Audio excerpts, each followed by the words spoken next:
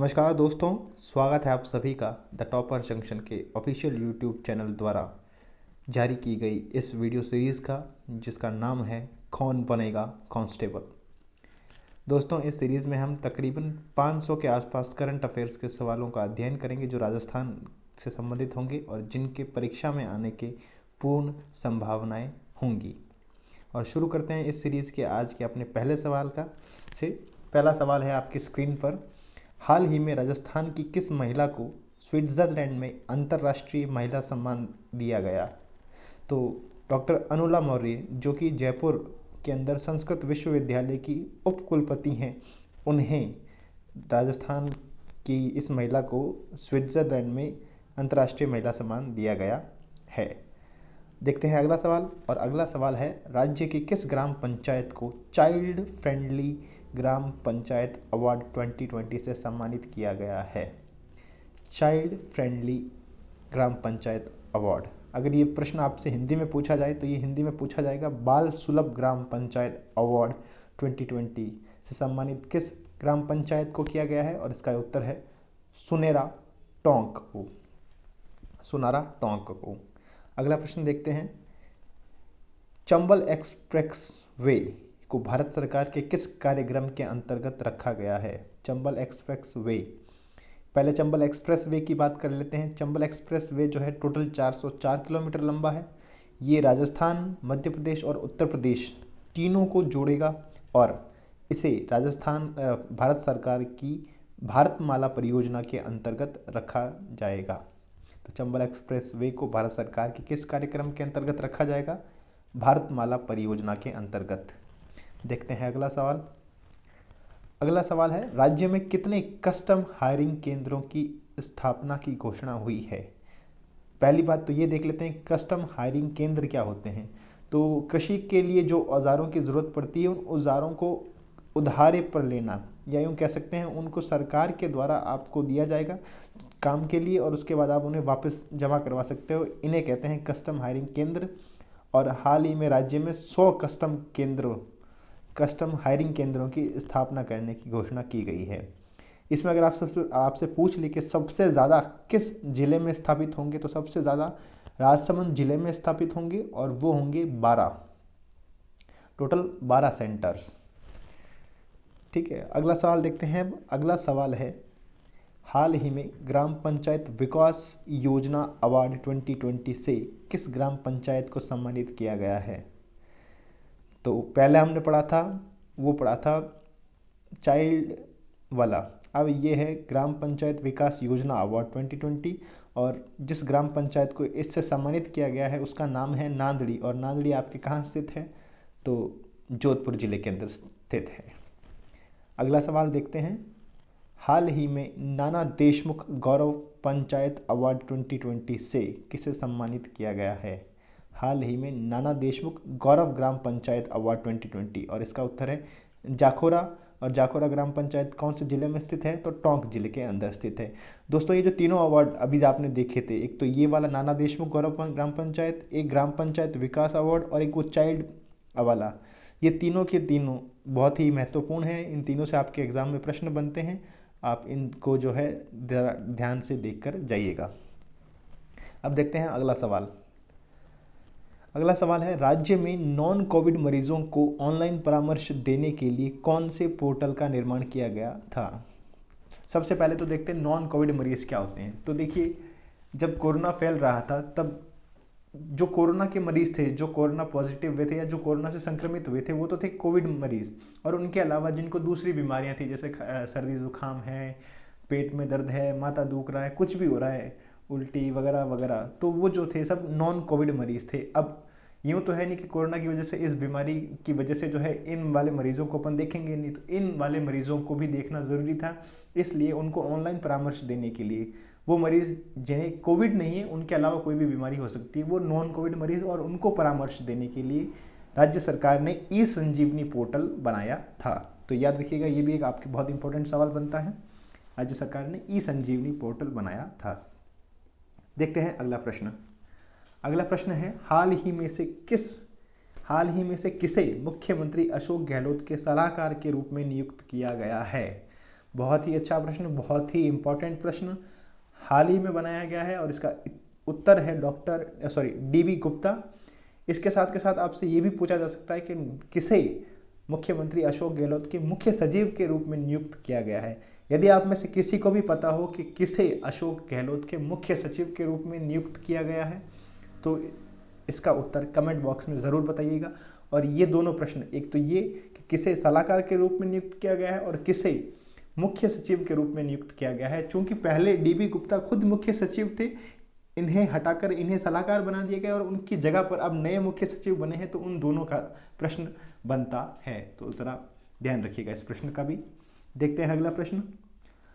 अगला प्रश्न है दीक्षा ऐप, जो कि एक डिजिटल शिक्षक प्रशिक्षण ऐप है, को किस संस्थान ने बनाया है।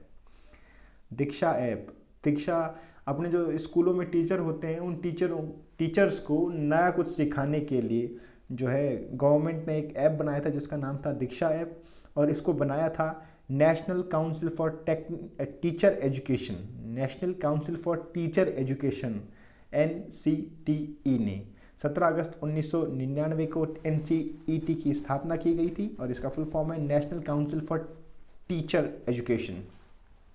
अब देखते हैं अगला प्रश्न। अगला प्रश्न है राज्य में नॉन कोविड मरीजों के लिए नॉन कोविड हॉस्पिटल किस अस्पताल को घोषित किया गया था। पहले हमने पढ़ी थी नॉन कोविड मरीजों के लिए ऑनलाइन वेब पोर्टल, और अब हमने देखा है नॉन कोविड मरीजों के लिए नॉन कोविड हॉस्पिटल। मतलब इस हॉस्पिटल के अंदर सिर्फ और सिर्फ नॉन कोविड के जो मरीज होंगे उन्हें ही देखा जाएगा। तो याद रखिएगा जयपुर के अंदर एक हॉस्पिटल है जिसका नाम है जयपुरिया हॉस्पिटल। इस हॉस्पिटल को जो है नॉन कोविड हॉस्पिटल घोषित किया गया था। आप में से यदि किसे पता हो कि ये अपने जयपुरिया हॉस्पिटल जयपुर के किस क्षेत्र में स्थित है तो ज़रा कमेंट बॉक्स में कमेंट करके बता सकते हैं। देखते हैं अगला प्रश्न। अगला प्रश्न है हाल ही में विज्ञान केंद्र जयपुर द्वारा सैनिटाइजेशन की किस तकनीक को मान्यता प्रदान की गई है। अब होता क्या है कि कोरोना काल में चूंकि आप लोगों ने देखा होगा कि हर जगह पर सैनिटाइजेशन की प्रक्रिया की जा रही है, तो जगह जगहों पर अपने पानी के जो टैंकर वगैरह होते हैं, बड़े बड़े ट्रक्स वगैरह होते हैं, उनमें जो सैनिटाइजर डाल के स्प्रे किया जाता था हर जगह पर।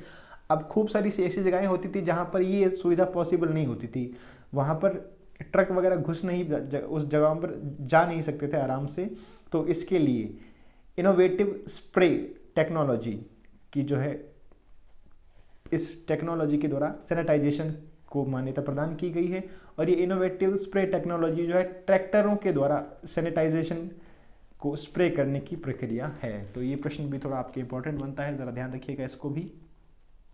अब देखते हैं अगला प्रश्न। अगला प्रश्न है फरवरी 2020 में महाराणा मेवाड़ फाउंडेशन द्वारा अंतरराष्ट्रीय कर्नल जेम्स टोड अलंकरण किसे प्रदान किया गया। ये बहुत इंपॉर्टेंट सवाल है। राजस्थान से जितने भी अवार्ड होते हैं या कोई भी सम्मान दिया जाता है, ये सम्मान आपके एग्जाम में एक ना एक सवाल जरूर आता है, और चाहे वो कांस्टेबल हो, पटवारी हो, कोई भी एग्जाम हो, एक ना एक सवाल जरूर आता है। तो इसमें आप ध्यान रखिएगा। और इसका उत्तर है डॉक्टर नॉबर्ट पिथोड़ी को जो है फरवरी 2020 में महाराणा मेवाड़ फाउंडेशन ने अंतर्राष्ट्रीय कर्नल जेम्स टोड अलंकरण दिया था।